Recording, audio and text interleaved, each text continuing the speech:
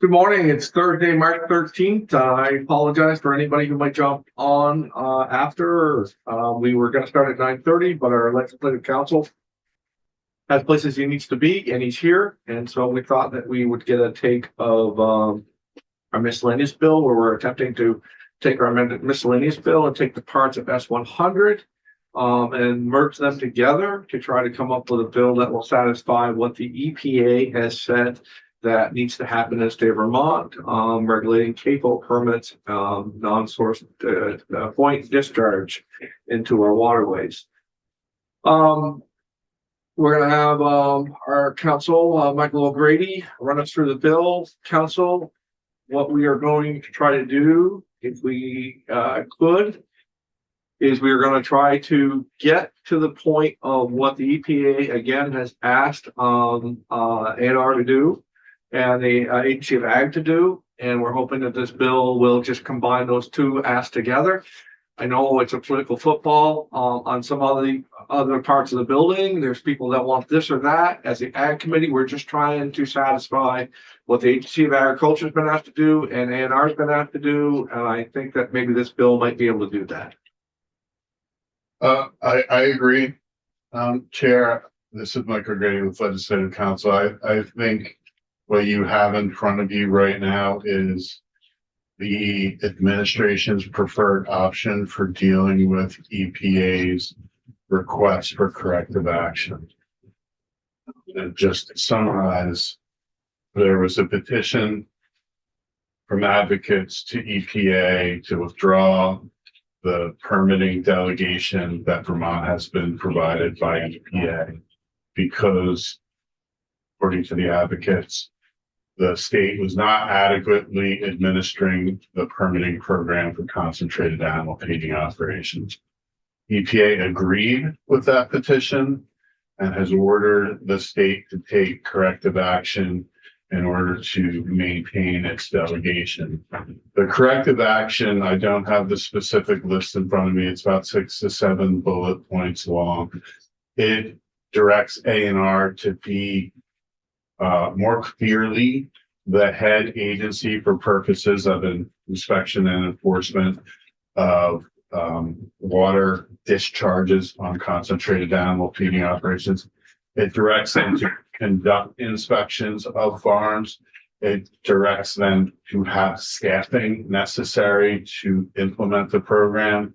It directs them to make the process of permitting and the documents used by farms to permit to be more public, the nutrient management plan specifically. And that is what this bill in front of you would do from the administration's proposal perspective.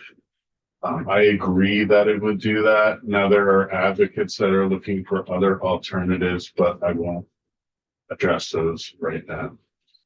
Thank you for all of that. I think that really kind of puts us, as we had discussed just before we started, I think that's where we'd like to get to. And it doesn't mean that those other advocates aren't going to have a say at some point in time in the process as this bill travels.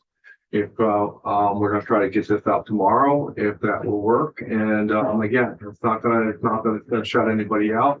It's just Senate Ag's a version of the bill to get it out there and can be crossover, and it will lie where it lies when it's all said and done. Okay. So I, as directed and as requested by the agency secretary, put S100, which is the bill that the agency had requested be introduced by Senator Hardy. I put that on the miscellaneous agricultural bill. And you can find that beginning on page 18 of your bill, or the Rose report is funding you.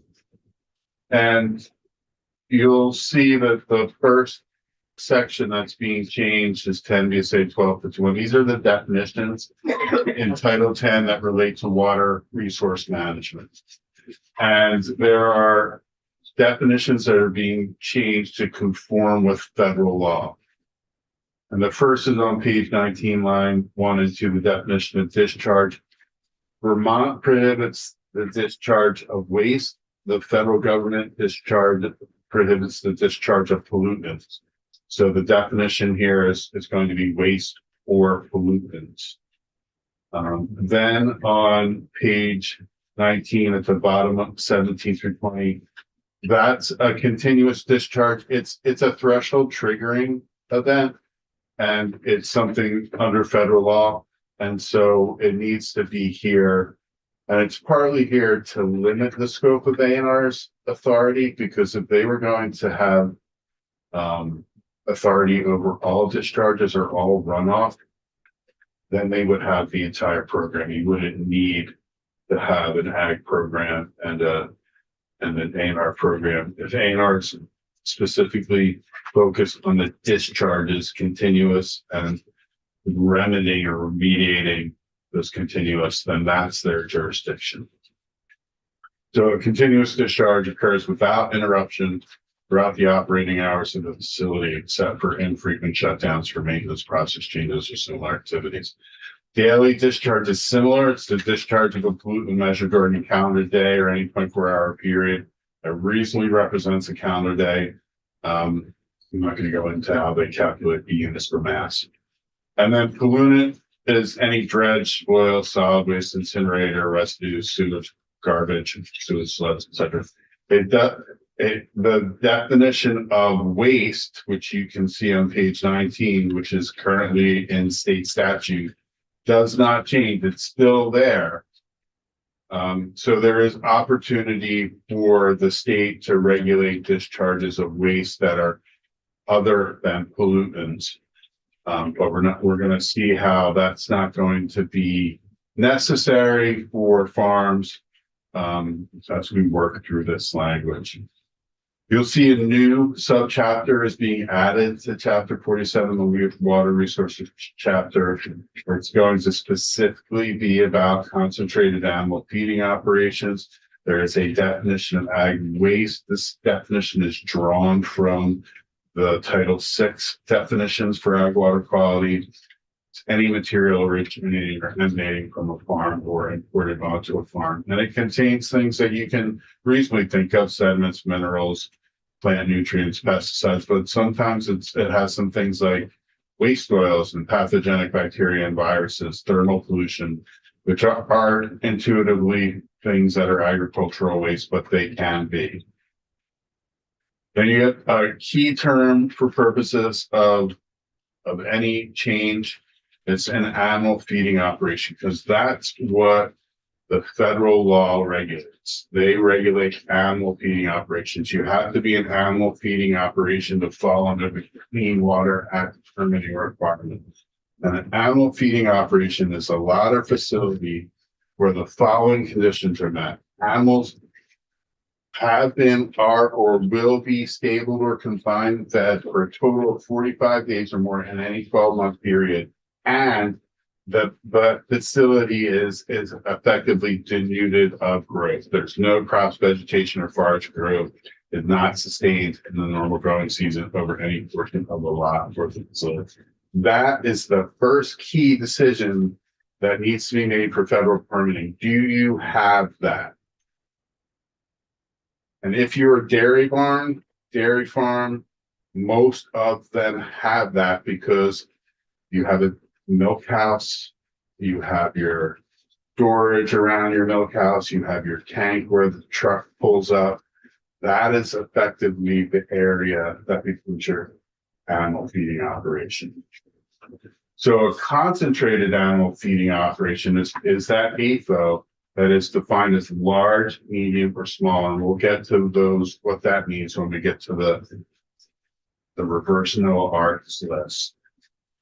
Land application area is an area under the control of an AFO or a CAFO, whether it's owned, rented, or leased, to which manure, litter, or processed wastewater may be applied. That's important because you can still land apply manure underneath the federal system. You just need to do it so that it complies with site-specific conditions / nutrient management plan. Then you get to what's a large concentrated animal feeding operation? These numbers for the animals are drawn from federal law. They're also in Title VI. we had to tweak a little bit about the chickens without the liquid manure handling system, because that has been changed a little bit since 2004. But for purposes of dairy, it's those 700 or more mature dairy animals.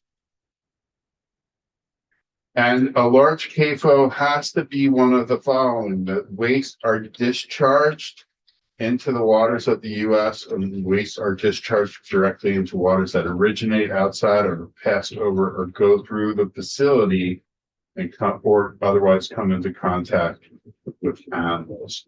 Precipitation related discharges under the control of the AFO and are discharges if they occur and they're not in accordance with the specific nutrient management practices that ensure appropriate utilization of the nutrients. So let's focus on them.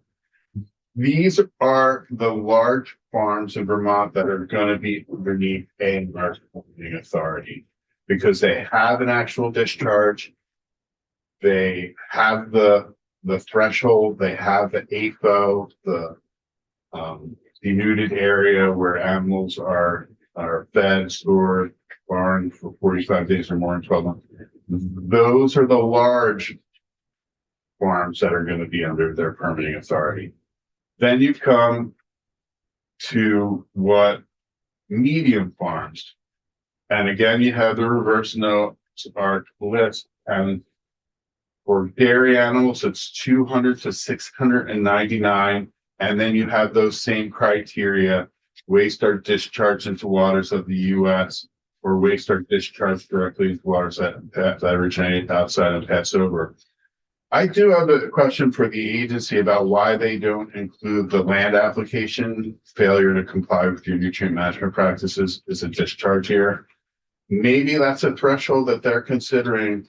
You know, they're automatically going to bring a large farm into the permitting program if they find that non-compliance with the nutrient management plan. But for a medium farm, maybe they don't automatically bring them in. Maybe they give them opportunity to cure their nutrient management practices.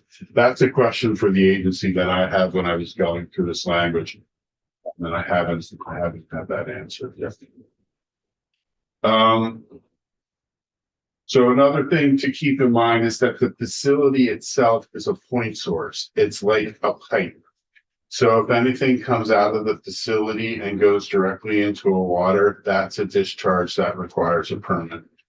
So that is what farms need to be concerned with.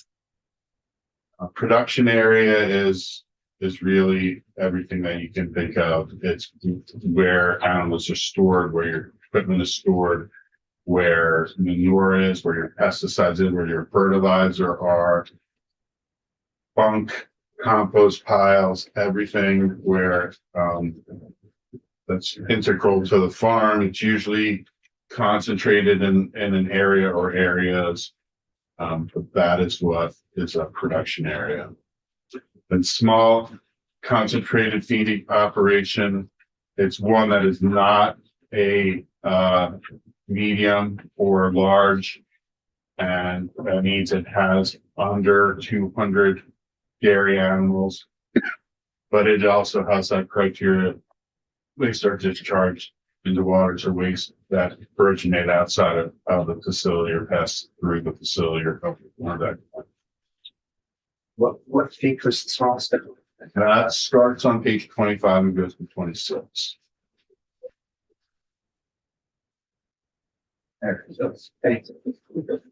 So a key term that's being added, waters of the United States. Waters, as defined currently under state statute for water resources management, is everything that you can think of.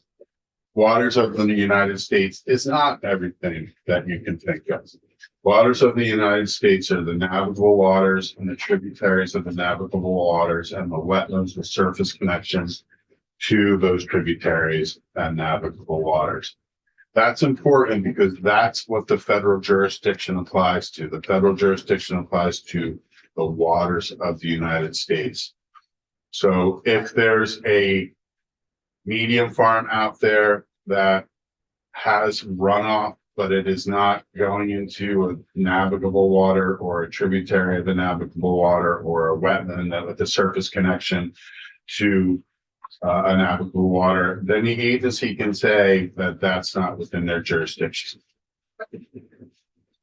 So you come to the powers of the secretary has authority to exercise all the following: to implement the Clean Water Act, to administer Vermont's discharge permitting system under the Clean Water Act, adopt rules necessary for that system, adopt and amend procedures, guidelines, etc., necessary for the administration of that system.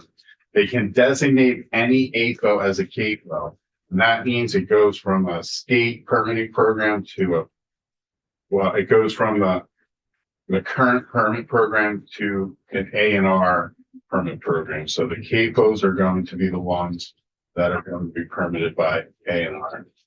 They can designate any small AFO as a CAFO after an on-site inspection, and they determine that the small AFO is discharging into a water and is a significant contributor.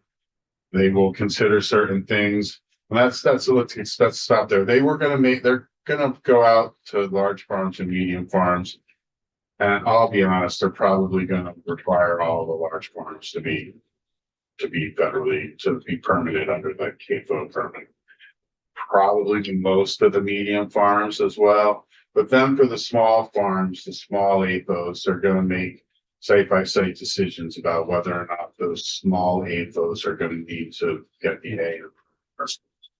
And that's what they're talking about on page 27, line 3 through 14, what they're gonna look at for purposes of this, whether the small AFO is gonna be a CAFO subject to their permitting, its size, amount of waste reaching water, location, conveyance of animal waste, slope, vegetation, rainfall, basically site conditions, and other relevant factors. Another thing that the agency will have, they will have access to private or public property to inspect AFOs and basically determine whether or not a farm needs a permit and a CAFO permit or is complying with the CAFO permit. And that includes their nutrient management plan. So they need to have access to that. I expect there's going to be a little bit of tension around that to begin with. The Agency of Ag usually calls up and says we're coming. I don't think you're going to see that.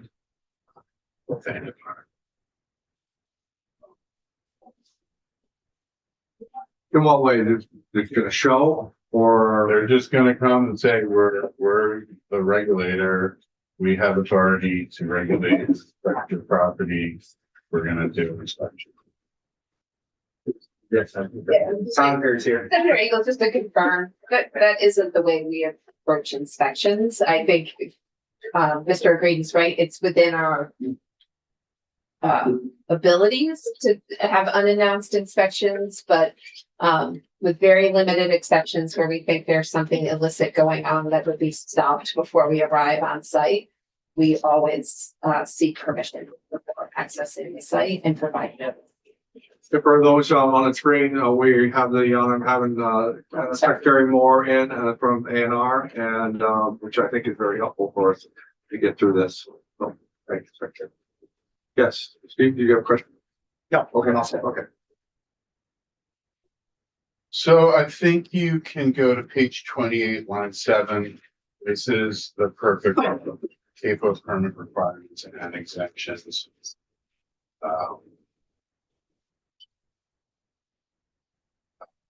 So the discharge of manure, litter, processed wastewater, waters of the United States, again, it's waters of the United States from a CAFO.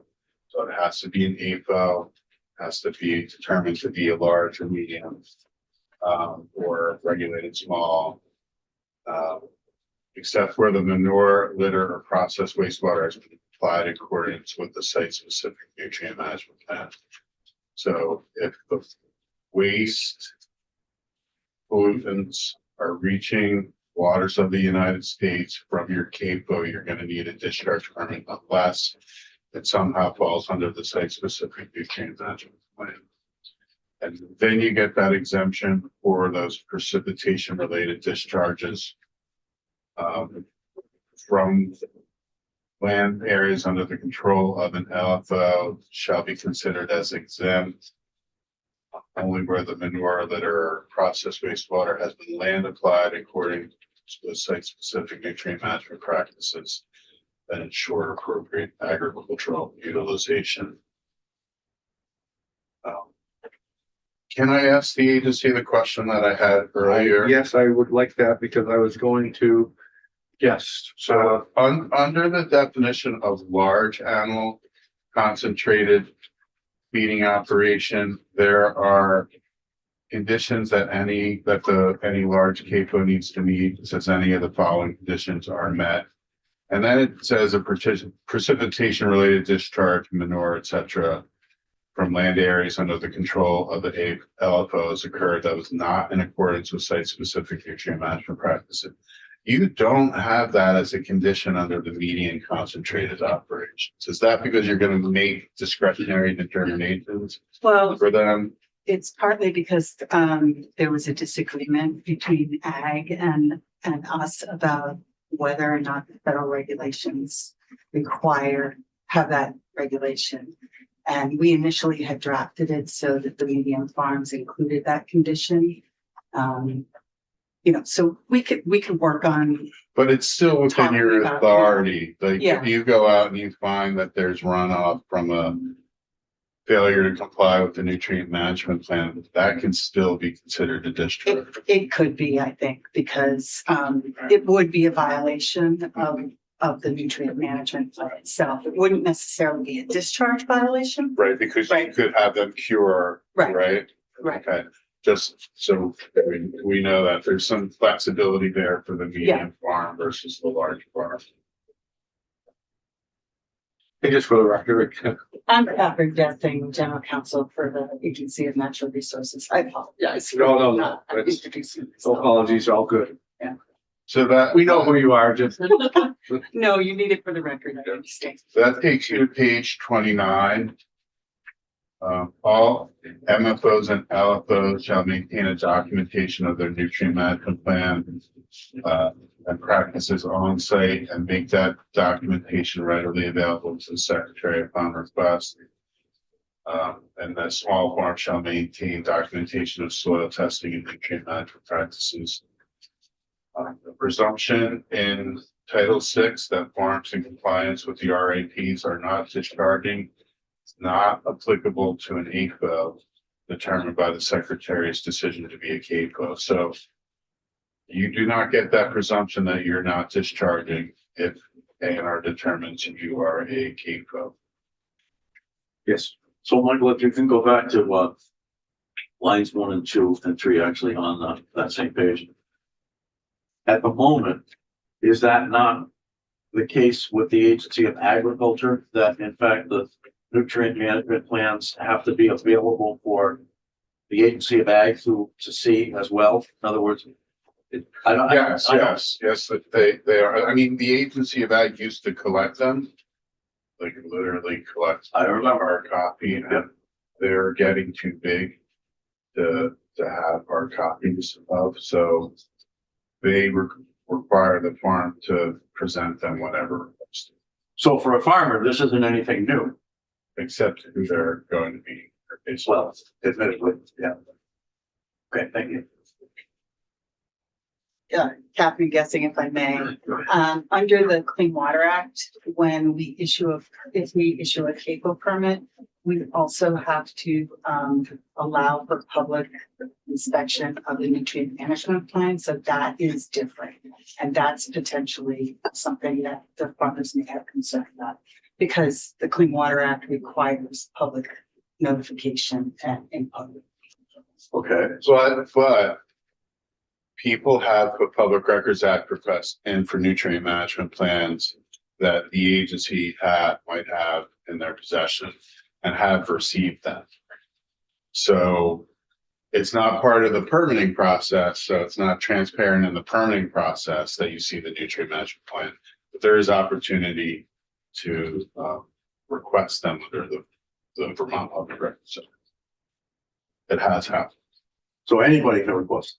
Anybody can request. That's helpful. Thank you. So Thank you. they're on page 29, there's a provision that says prima facie evidence sufficient to determine that a farm is a CAFO includes an observed discharge from point source, evidence of recent prior discharge from point sources such as a stage, drillage, swale, and standing water in a ditch for those waters. So there's not going to be opportunity for a farmer to argue with the A&R inspector if those things are present and documented. There is a proposal to have a community stakeholder group. The Secretary of Natural Resources in coordination with the Secretary of Ag shall engage the key ag stakeholders as part of a pre-rulemaking process, gather input and propose concentrated animal feeding operation rules. So I just want to extend my sympathies and mercies to the two agencies for that, because the RAP rules took a very long time to adopt, and I expect these rules to take a very long time as well. Doesn't the EPA have rules already for cable? Yes, they do, but you need effectively authority within your state for a delegated program to implement your state permitting program. It's a great point. An EPA can come in and technically override the state underneath their authority, but states have to have, in order to be delegated, they have to have suitable statutory and regulatory authority to implement that delegated program. And can't we just, You could, wouldn't that be the easiest thing rather than having stakeholders in it? I just think that's adding another process to this CAFO. I am of the opinion this is something that should be done with farmers and not to farmers. And so to the extent that some of the other sort of Vermont specific issues that Mike's talked about arise, if there are opportunities to coordinate that, there's going to be overlap for anyone who currently receives a CAFO permit with particularly the large farms would still also be required to have an LFO permit. I think we need to have a real conversation about whether it makes sense to expand the scope of a CAFO permit and eliminate the need for an LFO permit in Vermont. And those are the kinds of conversations we need time to have with farmers. What makes the most sense to them? You know, I've said to several groups, I'm sure their preference would be not to be regulated at all. It's coming. They know this. Correct. Well, and they are being regulated, right? But I think next on their list would be to be regulated by one agency as opposed to two agencies. And right now, there are absolutely farms that may need CAFO permit coverage and would still have to hold their LFO permit.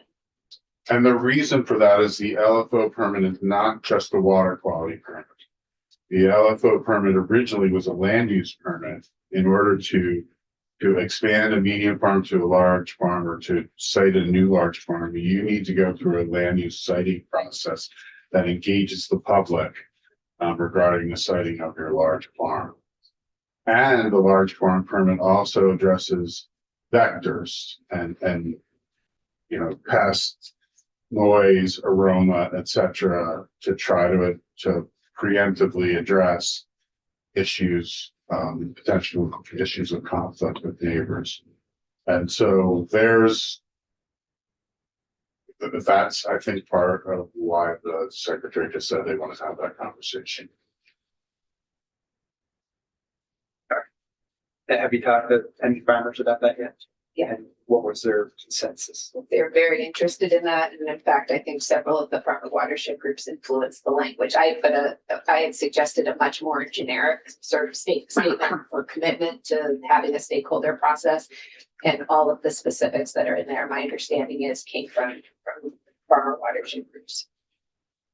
those are the questions they're most concerned about. They don't currently. And will this allow any non-stakeholder to influence what's going on in that permit?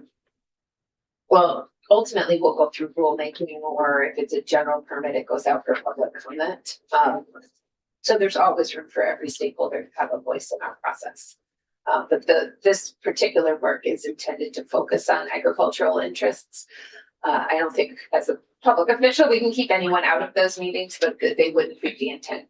Beyond the agricultural community would be the intended audience for that work. And certainly there will be other opportunities for neighbors, water quality advocates, and other interested parties to participate.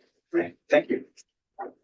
So the other thing I noticed, I've interrupted, the date by which you have to do this is quickly coming to That date, fruition.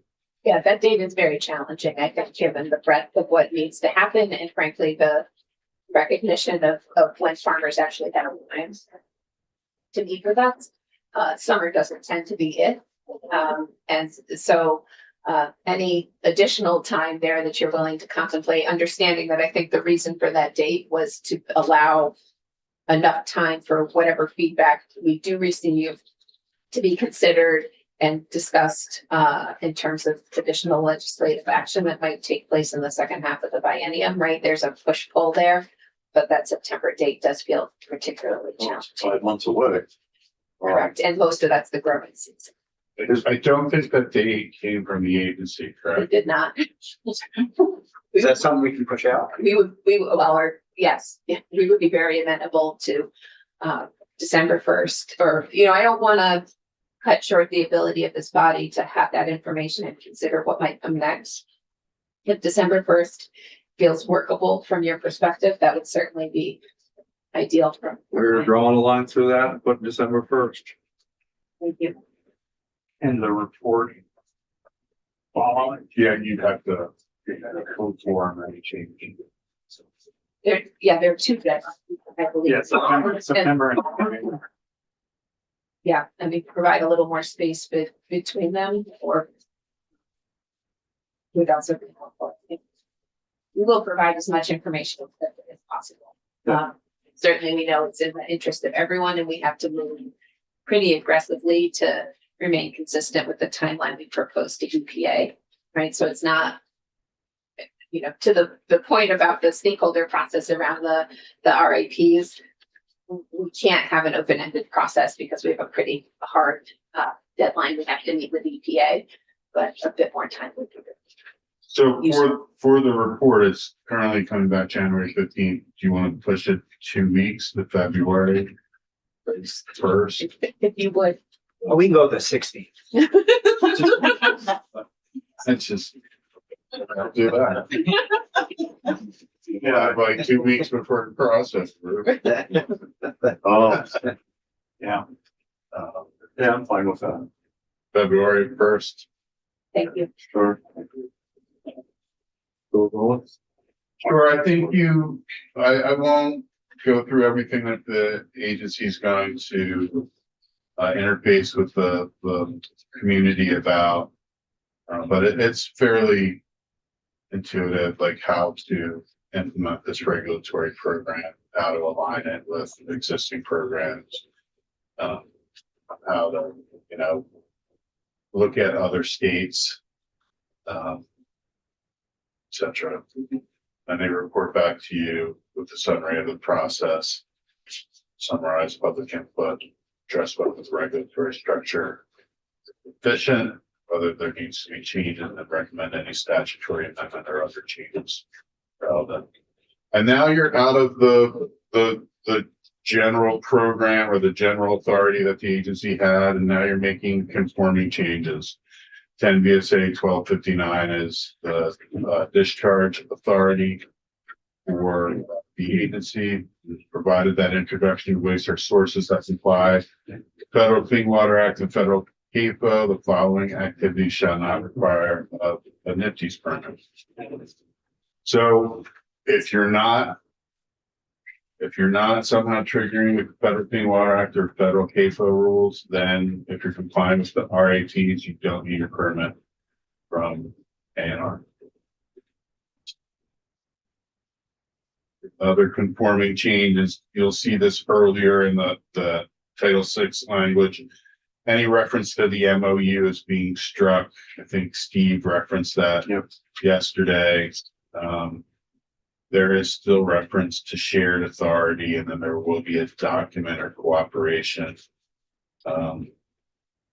They will issue a document that sets forth the respective roles and responsibility of A&R, but that will be done in consultation with EPA to be consistent with the corrective action that EPA has requested.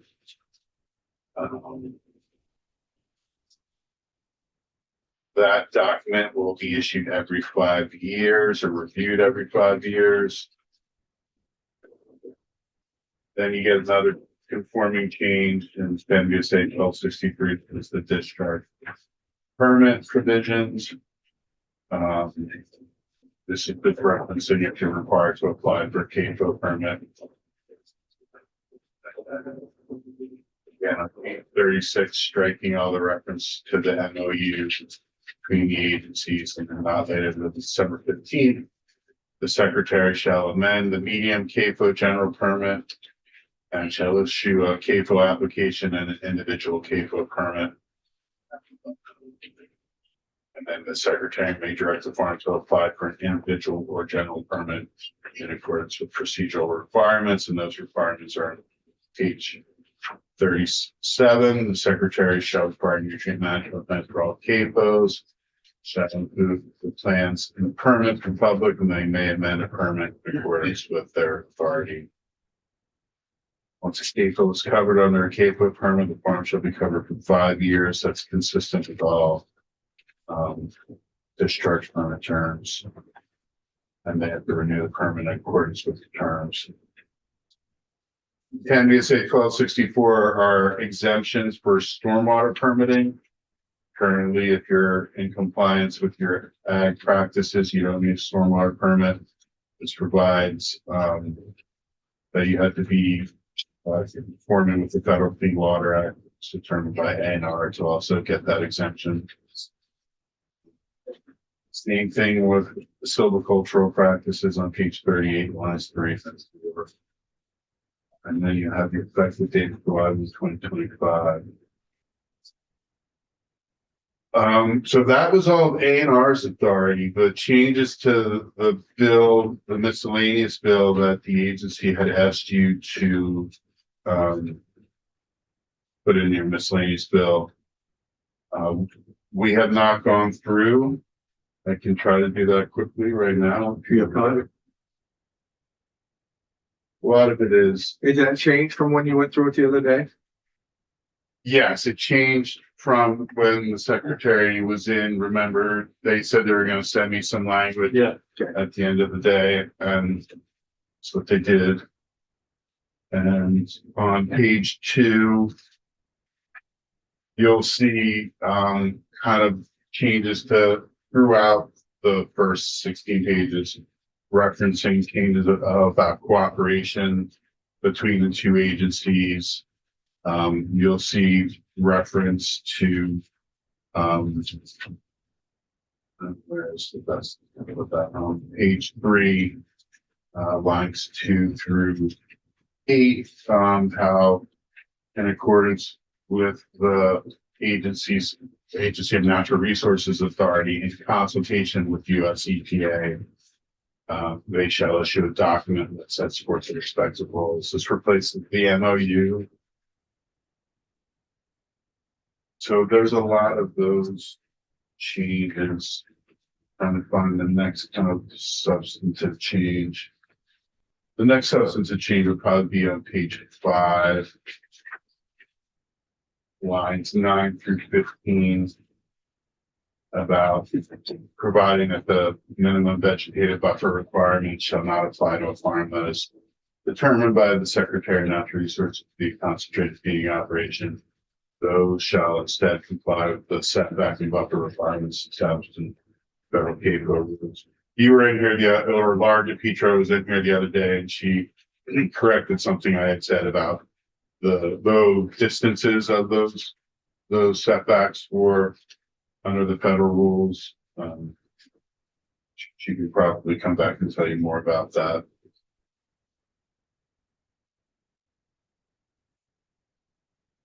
really, the next change is on page 7. The farm is not required to obtain a CAPO permit, and it's in violation of federal regs for CAPOs. The secretary shall promptly notify the Secretary of Ag. So this is it, when they're going out and they're doing an inspection, they determine that there isn't a discharge and no violation, then they notify the agency of Ag, and the agency of Ag would have jurisdiction.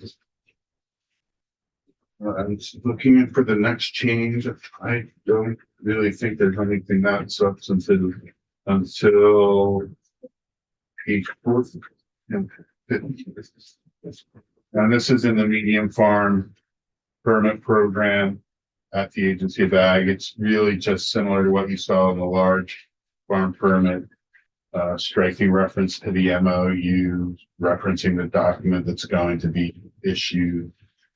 When a farm is not required to obtain a CAPO, they refer the matter to the agency of agriculture. And that's really it. I skimmed over some things, just changing MOU to document or cooperation to,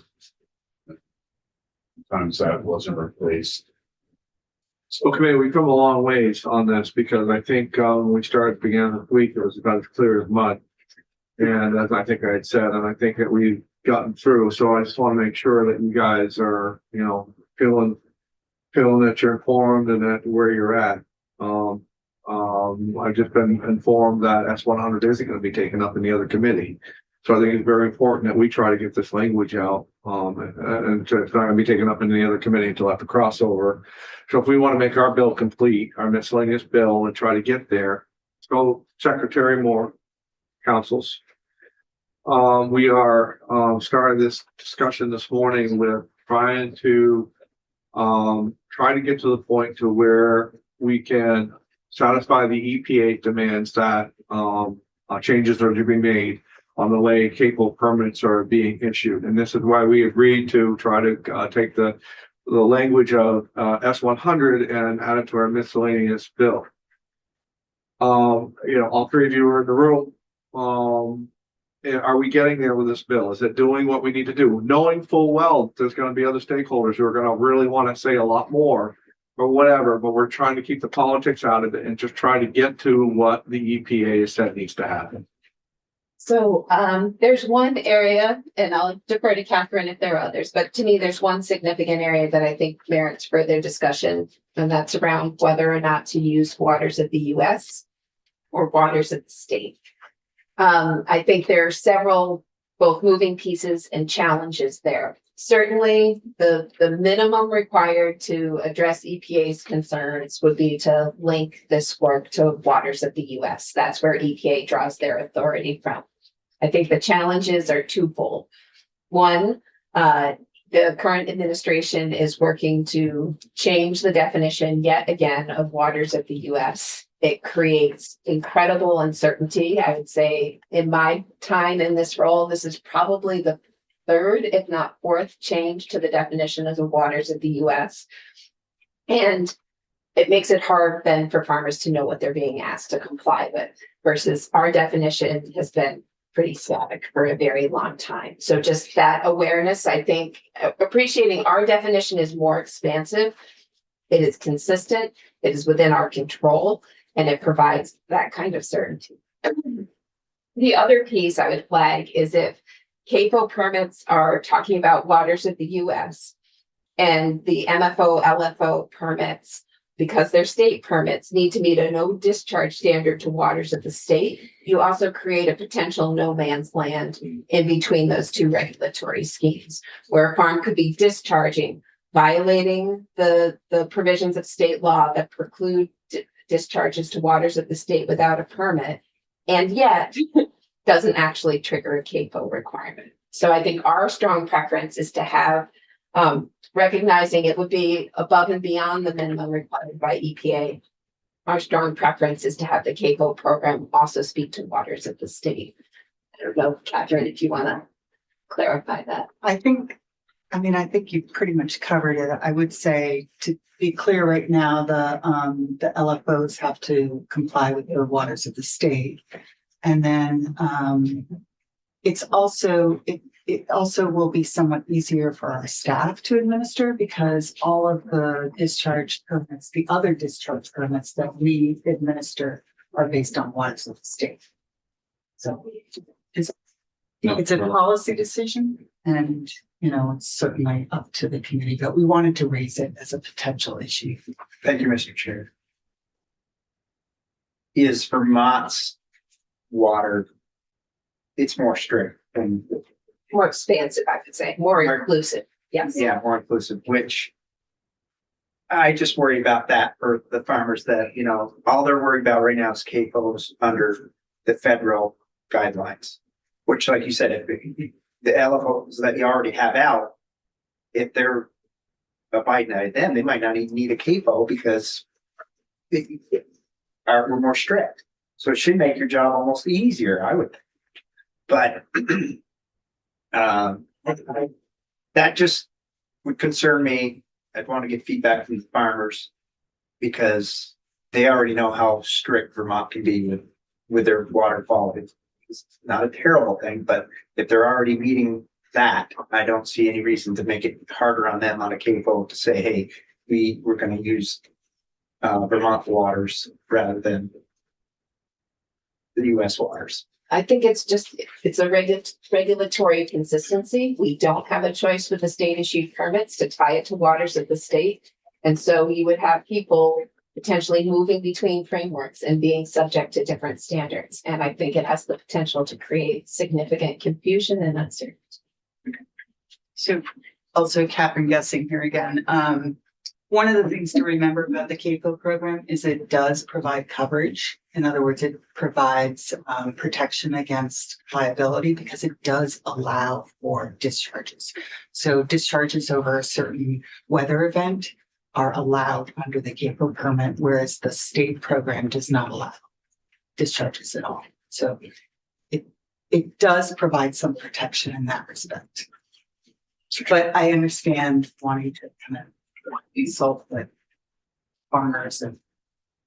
I'm sorry. Go ahead. So Jared Carpenter, Lake Champlain Committee.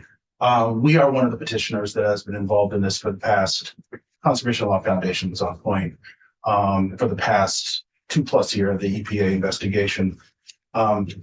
There's a lot of details in here that need to be discussed, and obviously, Mr. Chair, that can happen in the other body as well. And I appreciate that you're bringing this up now, but this is a lot to sort of do on such a time frame in this committee, and then of course the committee down the hall. And I appreciate your taking it up.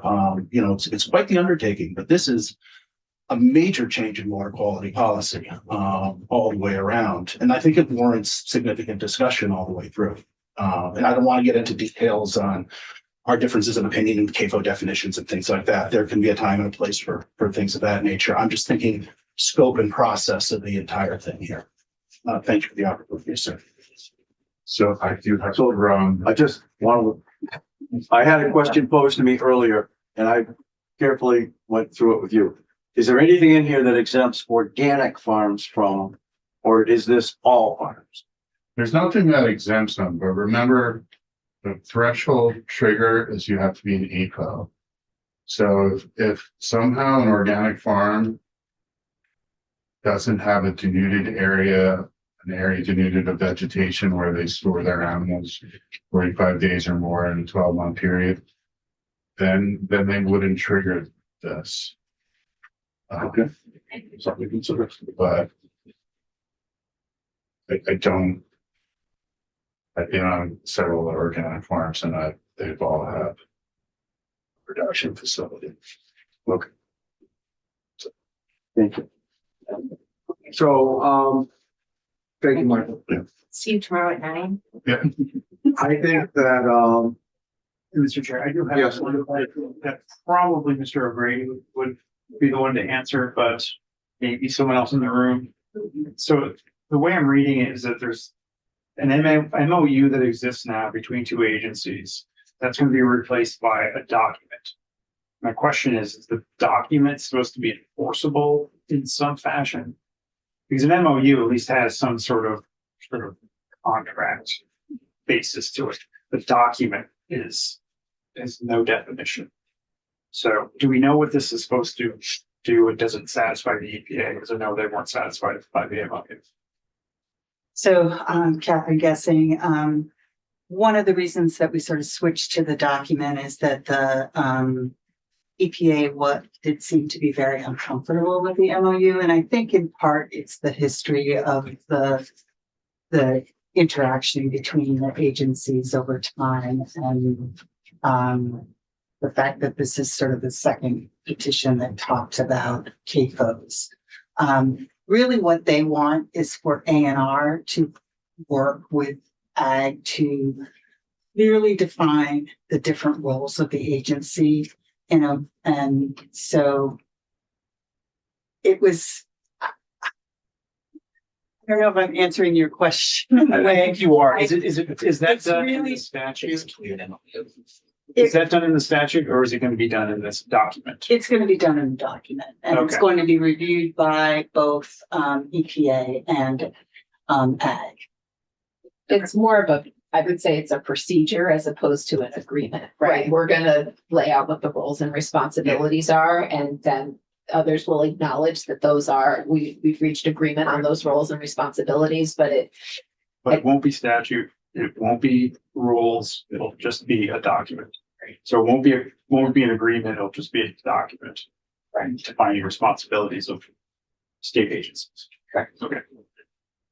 Right, and one of the rationales for sort of some of the statutory language that you just reviewed is that we wanted to make it really clear what A&R's responsibilities are and what our authorities are to determine whether a farm is a CAFO or not. And that was something that I think EPA was very clear about, that they wanted that In the spec. language Yeah. included. Between both of you, this gets you to what EPA is saying we need to get to. No politics. That's just, it gets you guys satisfied with the language there, because I do know there's gonna be politics. But that's what we're trying to avoid here. so I would say this is the minimum changes we need to be able to begin the work we committed to do to EPA. May not be the be all and end all. I don't wanna create a false sense that we may not be back right here Oh, 4 that's months right. from now asking for additional changes, but this is what we know we need in order to get started. And that's a good point to get started, correct? Yes. Okay, so it doesn't preclude anybody, I value Mr. Carpenter's opinion as far as where he wants to get, and I know there's gonna be other people who want to jump in on this. But we're not ending the conversation by starting. Is how I feel. And I think that it's important to get something out there for everybody to have something to look at. And get it out there, get it passed, and then let it go where it goes. That doesn't stop anyone from doing what they think that they need to do to add to this bill. It's gonna go to the other side. They can do whatever they like with it, but I like what you said. It's a conversation that just got started. And it needs to, right? It does. It needs to be. It does. It is the clearest demonstration we can make to EPA that we are serious about the corrective actions being proposed. So what, right, Chair, if for some reason this bill got canned, what's that gonna do with the EPA? Is that gonna put us on the hot seat with them saying you're not taking action and you might delegate? So, EPA has this petition and they can either dismiss the petition, continue to hold the petition, or act, which would mean accept the petition, which would be the dedelegation. I think they recognize this isn't fully within A&R's control, right? That this body of work sits with the legislature and we can only do our best to show up and participate. I'm not sure what they would do in terms of accountability. The other piece that's hanging out there is the petitioners, the Conservation Law Foundation, and then some of these other organizations do have the ability essentially to say, we're not getting the resolution we think we need from EPA, and we're going to go file in federal court. So there's two sort of risks hanging out there. The risk of filing in federal court doesn't disappear if EPA accepts our corrective action plan, they could essentially dismiss the petition. However, this is what gives credibility to our case, that we are actively working to solve the problems that have been identified. So I don't think guarantees that they would move forward with dedelegation, but it increases the risk that being a possibility. Catherine Guessing, I would also say that there is language in the existing statutes that allows us to implement federal regulations. But there isn't a lot of clarity about what that means. So, having kind of this bill that sort of starts that conversation and inserts some clarity in the definitions of CAFOs and what our authority is helpful in continuing that conversation.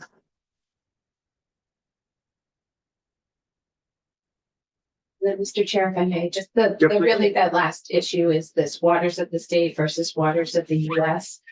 And just encourage careful consideration, and I appreciate potentially hearing from farmers, but I do think having two different regulatory frameworks that farmers may potentially be moving back and forth between is really complicated. Understanding your concern, Senator Heffernan, about having it be a more stringent. Well, I think that, I think it's just important to get the bill out there as clean as we can get it. And how the committee feels. Go around the room, Senator Major. I Yes. I really don't know. I wish we did. Yeah, I'm for passing it through. I sympathize with Senator Heffernan's concern about making it harder somehow for farmers, but that can change when it gets crossed. If they take more testimony and feel that's an important issue. And then the EPA is just such a flux. That's true. So there were press reports this morning that they're gonna dial back quite a lot of what's currently in place, so. Okay, so we have till tomorrow to vote this out. Yep. You wanna wait till then? Yeah. And we can hear from farmers. Yeah, I appreciate it. Yeah. Wow, I mean, I know it's. No, it's all what it is. It's we're good. So anything else? Thank you so much. Thank you very much. Okay. Appreciate your